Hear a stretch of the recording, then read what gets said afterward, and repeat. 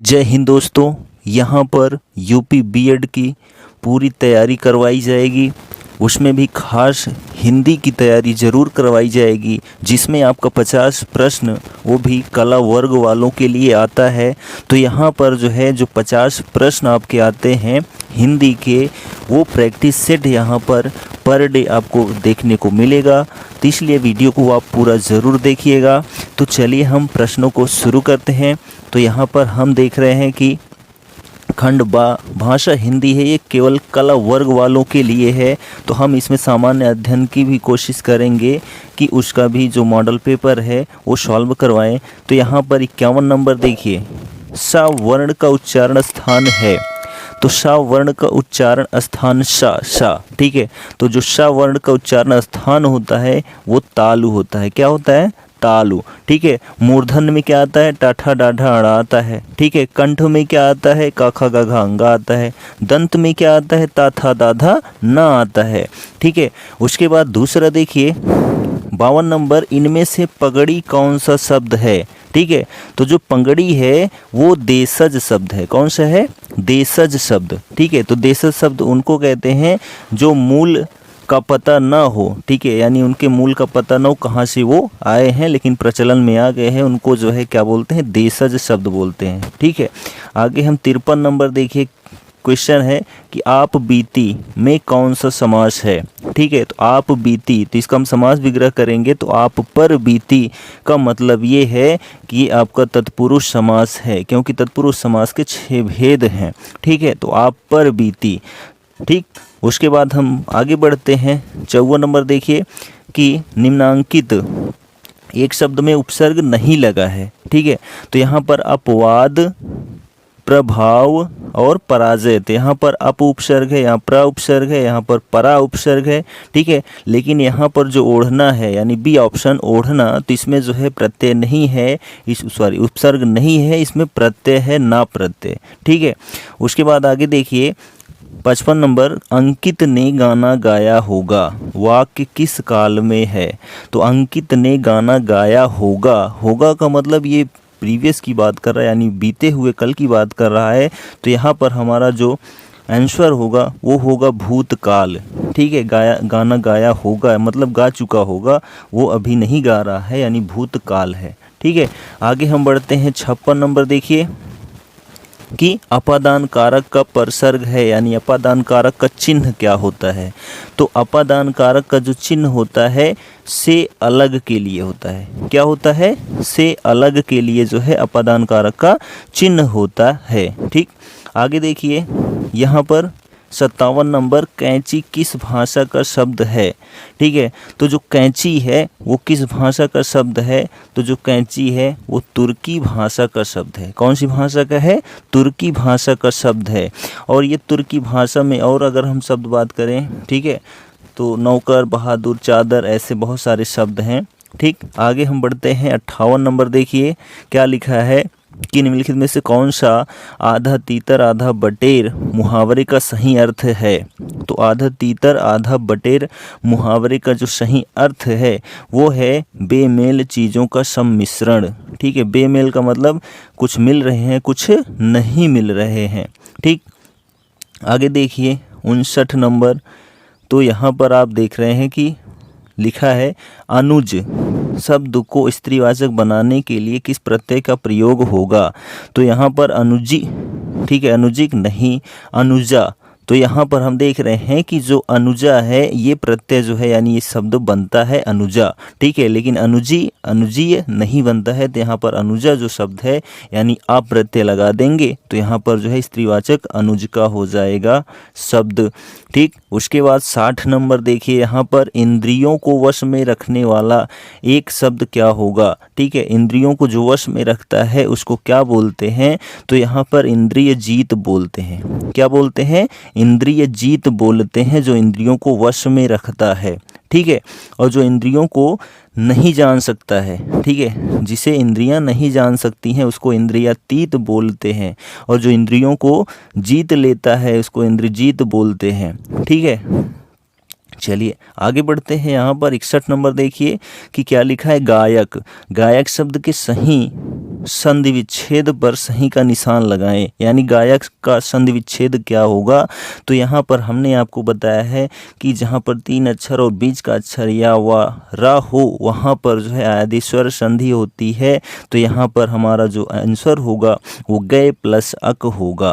क्या होगा? गए प्लस अक होगा। ठीक है, गायक होगा। ठीक, आगे देखिए कि 62 नंबर पाठशाला शब्द है। ठीक है, तो पाठशाला शब्द है तो पाठशाला शब्द यौगिक शब्द है। कैसे यौगिक शब्द है?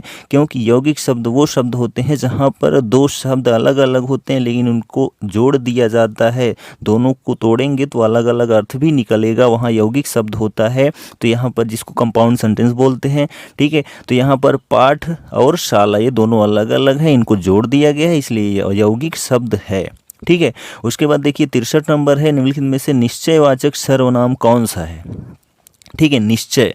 निश्चय का मतलब जिसको हम दिखा रहे हैं वही होना चाहिए, अन्य कोई दूसरा नहीं होना चाहिए। तो यहाँ पर यह, ठीक है, जैसे कहते नहीं यह एक आम है, यह एक पुस्तक है, यह एक कुर्सी है। ठीक है, तो यहाँ पर यह जो है क्या है? निश्चयवाचक सर्वनाम है। ठीक, आगे हम बढ़ते हैं। यहाँ पर 64 नंबर देखिए क्या है कि हिंदी के प्रमुख ललित निबंधकार हैं। तो ललित निबंधकार के रूप में जो जाने जाते हैं हजारी प्रसाद द्विवेदी जी जाने जाते हैं। कौन जाने जाते हैं? हजारी प्रसाद द्विवेदी जी, जिनकी बहुत सारी रचनाएं प्रसिद्ध भी हैं। ठीक है, जैसे कुटज, देवदार, अशोक के फूल। ठीक है, आलोक पर्व पर इनको साहित्य अकादमी पुरस्कार भी मिला था। ठीक है, तो ललित निबंधकार के रूप में जाने जाते हैं। आगे हम देखते हैं 65 नंबर देखिए कि मन में उत्पन्न होने वाले अस्थिर मनोविकारों को क्या कहते हैं? यानी मन में जो उत्पन्न होने वाले अस्थिर, यानी उनमें स्थिरता नहीं होती है, वो विकार जो उत्पन्न होते हैं उनको क्या कहते हैं? तो उनको जो है संचारी भाव कहते हैं। क्या कहते हैं? संचारी भाव। ये आते हैं और चले जाते हैं और इनकी संख्या जो है वो कितनी है? 33 है। कितनी है? 33 है। और कोई कोई जो है 34 भी माने हैं और 34वां जो संचारी भाव है उसको छल बोलते हैं। लेकिन जो हमारे प्रमुख संचारी भावों की संख्या है वो 33 ही है।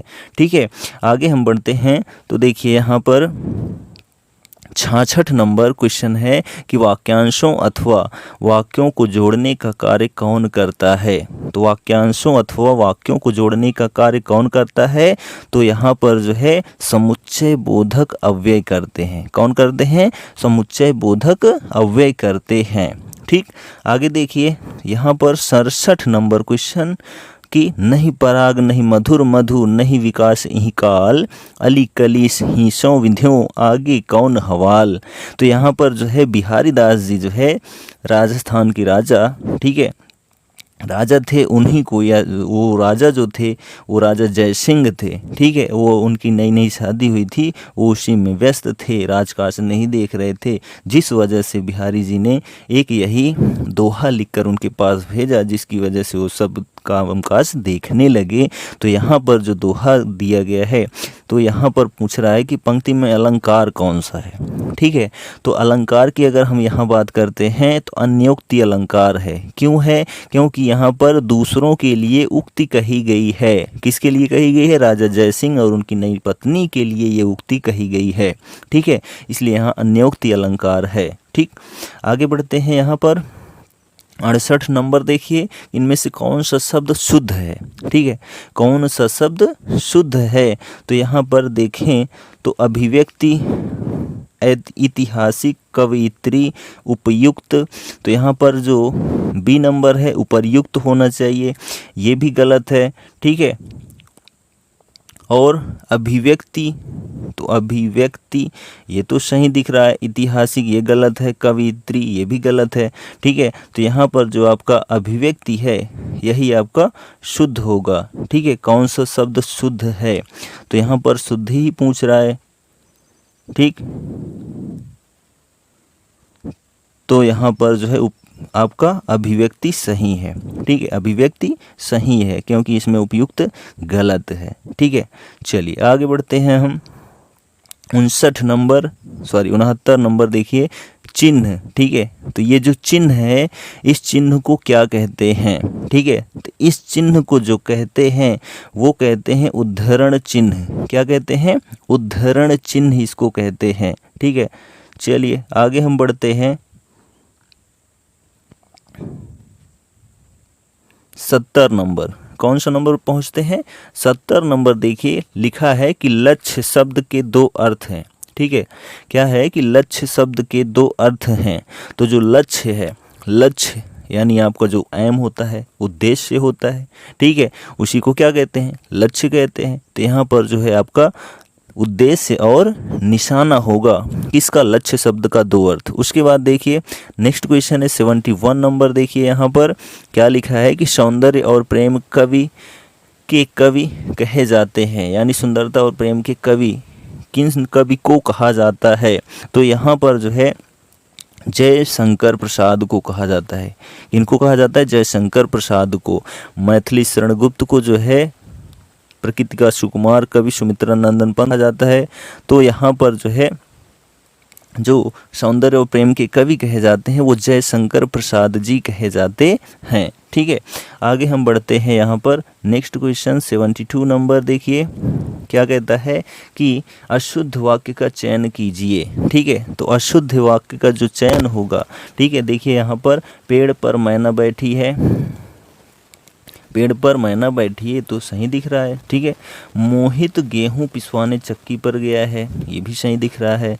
निर्दयी व्यक्ति से मित्रता नहीं करनी चाहिए, ये भी सही दिख रहा है। ठीक है, उसके घर के पास एक मिठाई की दुकान है, उसके घर के पास एक मिठाई की दुकान है। ठीक है, तो यहाँ पर यही अशुद्ध है आपका। ठीक है, उसके घर के पास एक मिठाई की दुकान है। तो यहाँ पर अगर हम इसको शुद्ध करते हैं तो उसके घर के पास मिठाई की एक दुकान है। ठीक है, पास एक मिठाई की दुकान है, एक मिठाई थोड़ी होती है, पास मिठाई की एक दुकान है। तो यही पर जो है यही आपका शब्द जो है वाक्य अशुद्ध है। ठीक है, आगे हम बढ़ते हैं। यहाँ पर लिखा है कि यशोदा शब्द में कौन सी संधि है? ठीक है, तो यशोदा शब्द में कौन सी संधि है? तो इसको अगर हम संधि विच्छेद करते हैं तो यशः, ठीक है, क्या होगा? यशः प्लस द होगा। ठीक है, यशः प्लस द यानी कि यहाँ पर आया विसर्ग, इसलिए यहाँ पर कौन सी संधि होगी? विसर्ग संधि होगी। क्यों? क्योंकि यहाँ पर विसर्ग आया है संधि विच्छेद करने के बाद। ठीक है, चलिए आगे हम बढ़ते हैं 74 नंबर। 74 नंबर देखिए कि निम्नलिखित में से रूढ़ शब्द कौन सा है? ठीक है, तो रूढ़ शब्द, ठीक, तो यहाँ पर जो सरल है, सरल, यही आपका क्या है? रूढ़ शब्द है। ठीक है, सरल रूढ़ शब्द है क्योंकि इनका कोई अर्थ नहीं है जब हम इनको तोड़ते हैं तो। ठीक है, इनको जब तोड़ते हैं सरल को तो इनमें कोई अर्थ विशेष नहीं निकलता है, इसलिए यहाँ पर रूढ़ शब्द है सरल। ठीक, आगे हम बढ़ते हैं 75 नंबर। देखिए क्या कहता है कि श्रव्य काव्य के अंतर्गत आते हैं। ठीक है, श्रव्य काव्य के अंतर्गत मतलब जिनको हम सुन सकें, ऐसे काव्य जो होते हैं वो श्रव्य काव्य के अंतर्गत आते हैं। तो हम यहाँ पर किनका रसास्वादन कर सकते हैं? तो यहाँ पर कहानी और कविता। ठीक है, कहानी और कविता जो है श्रव्य काव्य के अंतर्गत आते हैं। ठीक है, आगे हम बढ़ते हैं। यहाँ पर 76 नंबर देखिए क्या है कि चपला का पर्यायवाची है। ठीक है, तो चपला का पर्यायवाची यहाँ पर देख रहे हैं ज्वाला तो अग्नि का हो गया, कंजूस जो है उसका हो गया। ठीक है, भगनी, ठीक है, पृथ्वी का हो गया, और यहाँ पर जो है दामिनी, तो जो दामिनी है 76 नंबर का चपला का पर्यायवाची जो होता है वो दामिनी होता है। ठीक है, तो ज्वाला आपको पता ही है, आग, अनल, पावक। ठीक है, कंजूस जो है कृपण, सूम। ठीक है, मक्खी चूस का होता है भगनी, दीदी, बहन, और जीती का होता है।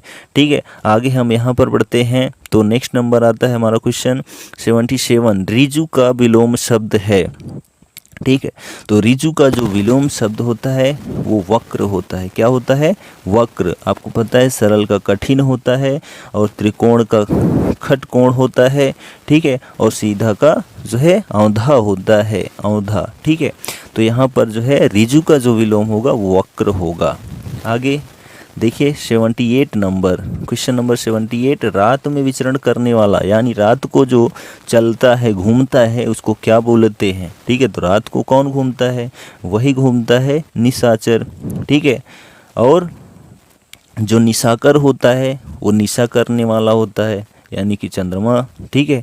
और तम वनचर कौन होता है? जो वन में विचरण करता है जैसे कि शेर, ठीक है। और तम चोर क्या होता है? जो तमस, ठीक है, यानी एक प्रकार से गायब हो जाए, ठीक। आगे देखिए यहाँ पर देखिए नेक्स्ट नंबर है 79, ठीक है, पाषाण शब्द है। तो पाषाण शब्द जो है वो है तत्सम शब्द, ठीक है। पाषाण शब्द क्या है? पत्थर का जो है पाषाण होता है, तो पत्थर जो है तद्भव होता है और जो पाषाण है वो तत्सम शब्द होता है, ठीक। आगे देखिए नेक्स्ट नंबर 80 नंबर देखिए क्वेश्चन क्या कहता है कि अवसर का लाभ उठाना मुहावरे का सही अर्थ है।